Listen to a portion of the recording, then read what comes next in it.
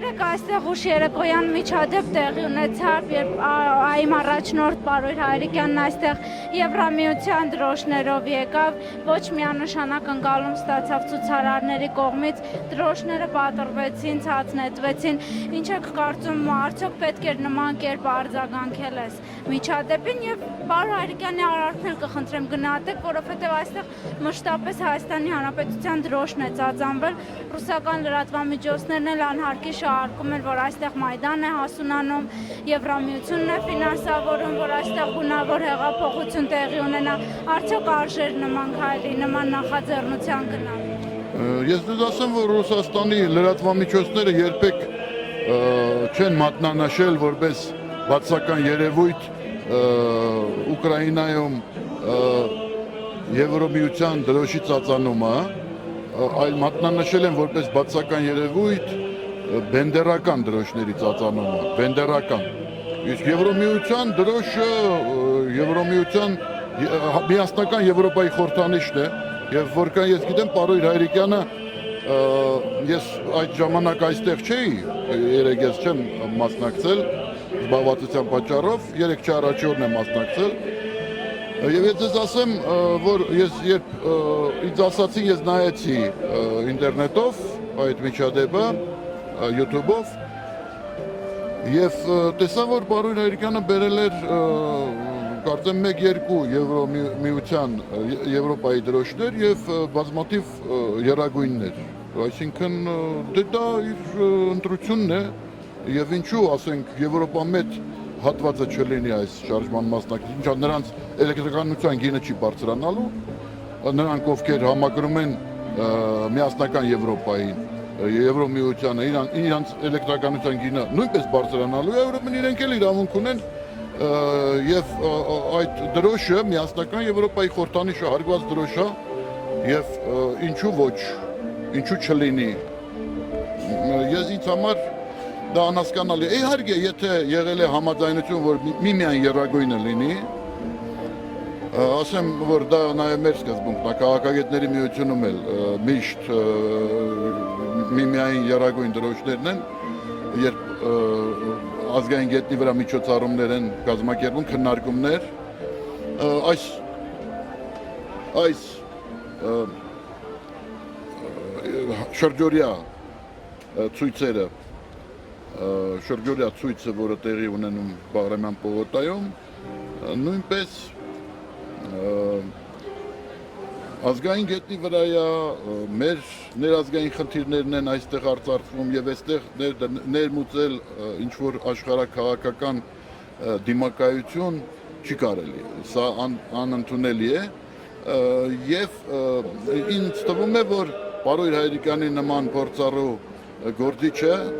մեծ կենսագրություն, ես շատ հարգանքով եմ նրան վերաբերում, պետք է որ հաշվի առնել այդ հնարավոր բացական իրավիճակի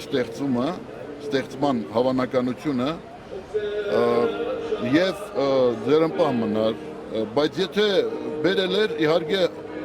համաչափ չէր նաեւ արձագանքը, ինչի համար երիտասարդները այսօր, որքան գիտեմ, ներողամտություն են հայցել Պարույր Հայրիկյանից, հանդես գալով հայտարարությամբ,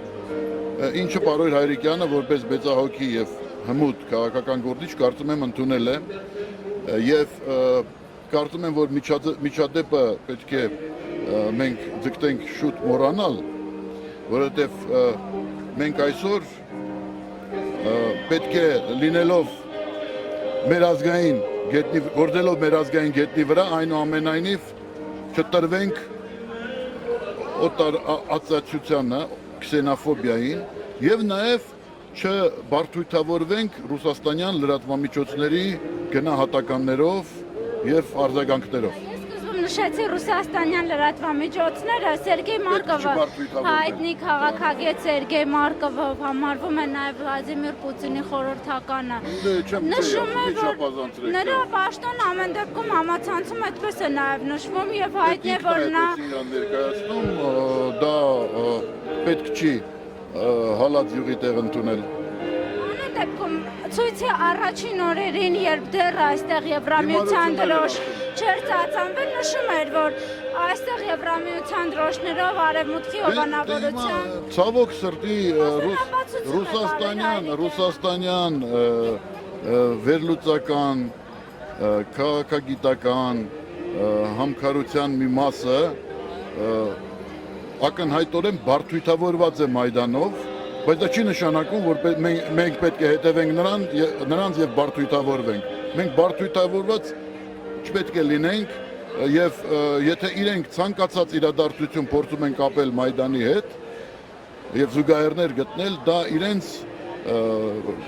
ուրեմն հոգեվերլուծության խնդիրն է։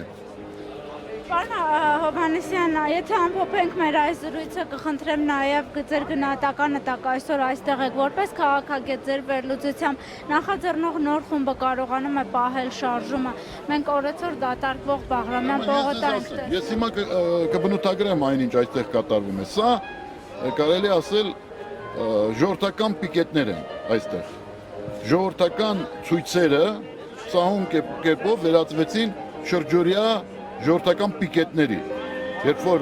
քաղաքացիական ակտիվիստները մեկը մյուսին փոխարինելով մշտապես գտնվում են այս հրապարակում, եւ սա համաժողովրդական պիկետ է, որին հետևում է ուղիղ եթերով ինտերնետային հեռուստատեսությամբ, ձեր օգնությամբ, Ազատություն ռադիոկայանի օգնությամբ հետևում է մեր ազգաբնակչությունը, մեր ժողովուրդը եւ մշտապես իրենց մտավոր ներկայությունը այստեղ թևածում է, իսկ պիկետները մեծականակ չեն լինում, սա ցույց չի, սա համաժողովրդական շրջօրյա ժողովրդական պիկետներ են Բաղրամյան փողոցում, որոնք ցույց են տալիս, որ մի կողմից կա որոշակի մոբիլիզացիա, մյուս կողմից ժողովուրդը նախապատրաստվել է տևական պայքարի։ Պարոն Հովհաննիսյան, մեր ոստիկանությունը նախապատրաստվել են տևական պայքարի։ Մեր ոստիկանությունը այդքան բարիացավ, թե իշխանությունների որոշակիորեն ձեռնտու է այստեղի հավաքը։ Առավոտյան այստեղ 20-30 մարդ է եւ ոչինչ չի գնում ոստիկանությունից հավաքը ցրել, բայց կարծես ոստիկանությունն էլ չի ուզում, չնայած Վլադիմիր Գասպարյանի առաջին օրվա խիստ հայտարարություններին մաքրելու են Բաղրամյան պողոտան եւ այլն, ոչ մի քայլի չի գնում ոստիկանությունը։ Համարենք, որ վերափոխվել, բարեփոխվել է ոստիկանությունը։ Իշխանությունները վարչախումբը գնաց շատ բիրտ քայլերի առաջին իսկ օրը, ինչը էապես ավելացրեց ցուցարարների թիվը, Կիրակի օրը այս գործընթացի գագաթնակետներ, իսկ դուք գիտեք, որ նման տևական շարժումները ունենում են մակընթացություններ եւ տեղատվություններ անխուսափելիորեն, որովհետեւ ժողովուրդը պետք է խնայողաբար իր ուժերը օգտագործի, քանի որ խոսքը գնում է տևական պայքարի մասին, տևական, սա արդեն պարզ է բոլորին, իշխանությունները մերժել են պահանջը եւ այսօր ժողովուրդը թևակողել է տևական պայքարի ժամանակաշրջան, որը ենթադրում է ուժերի խնայողություն եւ պետք է լինեն տեղատվություններ, մակընթացություններ, Կիրակի օրը գագաթնակետ էր, որից հետո պետք է անխուսափելիորեն որոշակի թուլացում տեղի ունենար, հետո նորից կարող է շատ արագ սկսվել նոր մեծ ալիք։ Եվ այստեղ է, որ Կիրակի օրը ժողովուրդը ցույց տվեց, որ չի վախենում։ Վախեցողների թիվը երևի թե ընդհանուր թվի 5%-ն էր, որ հեռացան։ Մի մասը հետո վերադարձավ, ամաչելով, որ իրենց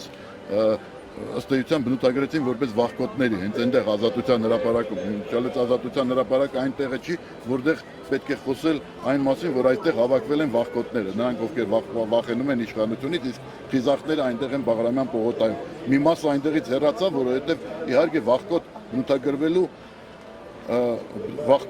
բնութագրվելու ուրեմն այդ գնահատականը մարդկանց խոցեց։ Իհարկե այստեղ այն իրավիճակն է, երբ պարզ է, որ առաջիկայում այս պայքարը իր բնականոն ընթացքով գնալու է, ինչպես ասում են, ջինը դուրս է եկել սրվակից, իշխանությունների բոլոր փորձերը վերադարձնել նրան սրվակ եւ կաղապարել,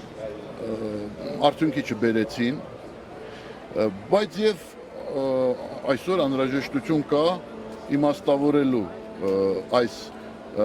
անցած ուղին եւ իհարկե ձևակերպելու նոր խնդիրներ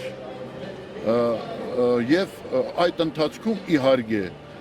ասել իհարկե պետք է տեղի ունենա այս շարժման հասունացումը եւ դրա հետ մեկտեղ արդեն իսկ շարժումը գնալով ավելի ու ավելի լուրջ քաղաքական շեշտադրումներ պետք է ստանա եւ սա անխուսափելի է իհարկե, բայց դա պետք է տեղի ունենա բնականon եղանակով եւ որևէ քաղաքական գուրդիչներից որևէ մեկի կողմից կամ որևէ կուսակցության կողմից փորձել այդ բնականon գործընթացը արագացնել նշանակում է վտանգել այդ գործընթացը, որովհետև ամեն ինչ պետք է գնա բնականon հունով, քանի որ սա իսկապես ինքնաբուխ քաղաքացիական շարժում է, իսկ ինքնաբուխ քաղաքացիական շարժումները եւ երբ հանդիպում են իշխանության կոշտ հակազդեցության անհանդուրժողական եւ մերժվում են այդ շարժումների պահանջները, անխուսափելիորեն մտնում է իր զարգացման քաղաքական փուլ եւ դա պետք է տեղի ունենա անշուշտ ինչ վերաբերվում է իշխանությունների վարկագծին այդ վարկագիծը որ փոխվեց մարտավարությունը եւ իշխանությունը հրաժարվեց բիրտուշ կիրառելու մեծի մասամբ պայմանավորված է միջազգային կառույցների սկզբունքային արձագանքով շատ խիստ արձագանքով այն ինչ տեղի ունեցավ ուրեմն այդ օրը ամսի 22-ին այն ինչ տեղի ունեցավ, այդ ջրցան մեքենաների օգտագործմամբ ժողովրդին ծեծելը, լրագրողներին ուրեմն ծեծելը եւ նրանց մասնագիտական սարքավորումները կոտրելը, այդ ամենը արժանացավ շատ կոշտ հակազդեցության ամենահեղինակավոր միջազգային կառույցների կողմից այդ թվում նաև Եվրոմիության եւ այս հակազդեցությունը ստիպեց իշխանություններին նահանջել եւ իշխանությունները չէ որ իրենց բարի հոժար կամքով հրաժարվել են պարզապես ժողովրդական լեզվով ասած նրանց ձեռքերը բռնել են այս անգամ ինչը չարվեց մարտի 1-ին որովհետեւ ակնկալվում էր որ այս իշխանությունները որոշ հարցեր պետք է լուծեն իրենք խոստացել էին եւ այն ժամանակ դա չարվեց ինչը իմիջայլոց վիրավորել է մեր ժողովրդին եւ դա էր իմիջայլոց պատճառը այդ հակազդեցության որին արժանացավ Եվրոմիության դրոշի բարձրացումը Պարույր Հայրիկյանի կողմից որովհետեւ մարտիկ վիրավորված են որ մարտի 1-ի հետաքննությունը տեղի չունեցավ եւ միջազգային կառույցները չպարտադրեցին իշխանություններին, Հայաստանի իշխանություններին պատժելու այդ ոչռագործության մեղավորներին։ Նրա համար ժողովրդի հոգու խորքում մնացել է վիրավորանք եւ հիասթափություն եվրոպական կառույցներից, արևմտյան կառույցներից, որտեղ եթե մյուս երկրներում նմանատիպ իրավիճակների առաջացման դեպքում նրանք շատ հետեւողական են եւ նախանձախնդիր, մարտի 1-ի հարցում եղան ըստ էության անհետևողական եւ ես կասեի այսպես նպաստեցին նրան որպեսզի այդ էջը փակվի եւ մեղավորները չպատժվեն անպատիժ մնան իսկ հիմա այս դեպքում եղավ շատ կոշտ եւ սկզբունքային հակազդեցություն ինչը ստիպեց իշխանություններին հրաժարվել այդ մարտավարությունից եւ ինչպես Մաքիավելիի մոտ Նիկոլո կա ուրեմն բռնապետը ունի երկու ձև ներազդեցության, մեկը այրուծի ձևն է ուժի դիրքերից, մյուսը աղվեսային։ Հիմա անցել են աղվեսային բռնապետներին հատուկ մեթոդների, այսինքն փորձում են ներսից պառակտել այս շարժումը, հակադրել երիտասարդների տարբեր խմբերին, մեկը մյուսին, հիշում եք ասում եմ, սատանան միշտ իր սիրելի մեթոդը դա պարակտելն է, բաժանելն է տիրելու համար։ Եվ հիմա այդ մեթոդներին են դիմում, փորձում են հակասությունների դաշտ առաջացնել երիտասարդների տարբեր խմբավորումների միջև։ Սակայն, ինչպես տեսնում եք, դա հաջողվում է միայն մասամբ, իսկ ամբողջությամբ չի հաջողվում, այսինքն իշխանությունը հակազդելու միջոցներ փնտրում է, հաշվի առնելով այն, որ ուժին չի կարող դիմել, արգելված է որպեսզի ուժին դիմել, որտեղ խստիվ նախազգուշացրել են, որ եթե որևէ ցուցարարի գլխից մի մաս պակասի, ապա ինչու, եթե Նարեշկինին մերժում են, որպեսզի մուտք գործի ուրեմն Եվրոպա ԵԱԿ-ի խորհրդարանական վեաժողովին մասնակցելու համար Պետդումայի նախագահին, ինչու պետք է Գալուստ Սահակյանին հնարավորություն տան, որպեսզի նա դա անի, եթե այստեղ համարձակվեն դիմել բիրտ ուժի։